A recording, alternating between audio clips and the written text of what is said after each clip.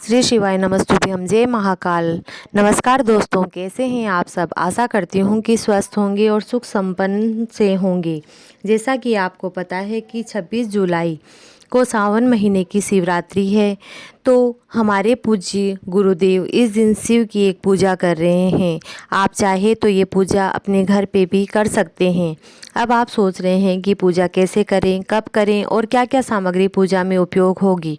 तो सामग्री जानने से पहले आप मेरे वीडियो को करें लाइक, और यदि मेरे वीडियो आप पहली बार देख रहे हैं तो चैनल को करें सब्सक्राइब। तो अब आपको सबसे पहले मैं पूजा का समय बता देती हूँ। पूजा शिवरात्रि के प्रदोष काल में करना है, यानी शाम को 7 बजे से आपको पूजा शुरू करनी है। अब मैं आपको पूजा में उपयोग होने वाली सामग्री को बता रही हूँ। आप उन सामग्री को एक कागज़ पर लिख लें ताकि पूजा के समय आपसे कोई भी सामग्री न छूटे। तो आप स्क्रीन पर देख रहे हैं गेहूँ। आपको इस तरह के गेहूं के 21 दाने लेने हैं। दूसरी सामग्री आपको 5 कमलगट्टा लेना है। अब आपके पास यदि कमलगट्टा नहीं है, 5 कमल के फूल हैं तो आप वो भी ले सकते हैं। तीसरी सामग्री आपको 108 चावल के दाने लेने हैं, परंतु आपको ये ध्यान रखना है कि चावल के दाने खड़े होने चाहिए, मतलब चावल के दाने टूटे फूटे नहीं होने चाहिए। साबुत चावल के 108 दाने लेने हैं। चौथी सामग्री में आपको 21 काली मिर्च लेनी है। पांचवी सामग्री में आपको 1 चुटकी काले तिल लेने हैं। हाँ, आपको एक बात मैं और बताना चाहती हूँ। जो भी सामग्री मैं आपको बता रही हूँ वो एक व्यक्ति की पूजा की सामग्री है। यदि आपको अपने घर के सदस्यों के अनुसार सारी सामग्री लेनी है तो आपको सामग्री को बढ़ा देनी है। जैसे 2 सदस्य हैं तो ये सामग्री दुगुनी हो जाएगी। अब आप आगे की सामग्री नोट करें। आपको 1 धतूरा लेना है, साथ ही साथ आपको 7 बेलपत्र लेने हैं। जैसा कि आपको पता है कि बेलपत्र कहीं से भी कटे फटे ना हों। अब आपको समीपत्र के 7 पत्ते लेने हैं।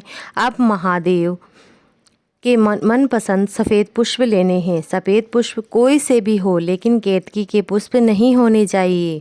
यदि आप केतकी के फूल लेंगे तो आपको महापाप लगेगा। अब आपको 7 गुलाब के फूल लेने हैं। अगर आपके पास 7 गुलाब के फूल न हों तो आप गुलाब की 7 पंखुड़ियाँ भी ले सकते हैं। अब आपको पंचामृत लेना है। पंचामृत 5 सामग्रियों से मिलकर बनता है। ये सामग्री है दूध, दही, घी, शहद और शक्कर। इन सबको मिलाकर पंचामृत बनाया जाता है। अब आपको इत्र लेना है, साथ ही साथ आपको चंदन लेना है। चंदन आप लाल और पीला कोई सा भी ले सकते हैं। फिर आपको चाहिए पूजा की 3 सुपारी। पूजा वाली जो 3 सुपारी होती है वो आपको लेनी है। फिर आपको कलावा लेना है। कलावा को हम मोली भी कहते हैं। फिर आपको कपूर लेना है। कपूर आप ज़्यादा मात्रा में ही रखें, क्योंकि आरती के समय आपको कपूर की आवश्यकता होगी। अब आप 2 घी के दीपक लेंगे। एक दीपक जब आप पार्थिव शिवलिंग की पूजा शुरू करेंगे तब शिवलिंग के सामने उस दीपक को प्रज्वलित करना है। दूसरा दीपक जब हम पूजा समाप्त करेंगे तो आरती करने के समय हमें उसकी आवश्यकता पड़ेगी। अब आपको एक जनेऊ चाहिए शिवलिंग को पहनाने के लिए। अब हमें फल और मिठाई की आवश्यकता होगी। फल और मिठाई आप अपनी क्षमता और पसंद के अनुसार ले सकते हैं, क्योंकि मिठाई और फल के बिना कोई भी पूजा संपन्न नहीं होती। अब आपको धूप बत्ती और अगरबत्ती लेनी है। अब हमें मिट्टी लेनी है, क्योंकि हमें पार्थिव शिवलिंग बनाना है। किसे कौन सी मिट्टी से शिवलिंग बनाना है, तो सबसे पहले यदि आप ब्राह्मण जाति के हैं तो आप सफ़ेद मिट्टी से शिवलिंग बनाएं। यदि आप क्षत्रिय जाति के हैं तो लाल मिट्टी से शिवलिंग बनाएं। यदि आप वैश्य जाति के हैं तो आपको पीली मिट्टी से शिवलिंग बनाना चाहिए। अगर आप क्षुद्र जाति के हैं तो आपको काली मिट्टी से शिवलिंग बनाना चाहिए। आप मेरी सभी सामग्री को नोट करते जाएं या स्क्रीनशॉट लेते जाएं। अब आप ये कहेंगे कि आपको यदि इस तरह की मिट्टी ना मिले तो क्या करें। तो आप बेलपत्र यानी बेल के पेड़ के नीचे जड़ के पास जो भी मिट्टी होती है उससे भी आप पार्थिव शिवलिंग बना सकते हैं।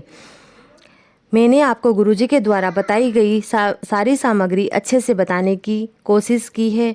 यकीन मानिए, यदि आप इन सामग्रियों से सच्चे मन से सावन की शिवरात्रि के दिन पूजा करेंगे तो आपकी सभी मनोकामनाएं पूरी होगी। गुरुजी के साथ इस पूजा को करके पुण्य के भागी बने, और यदि आप और ज़्यादा पुण्य कमाना चाहते हैं तो अपने मित्रों और रिश्तेदारों में इस वीडियो को शेयर जरूर करें।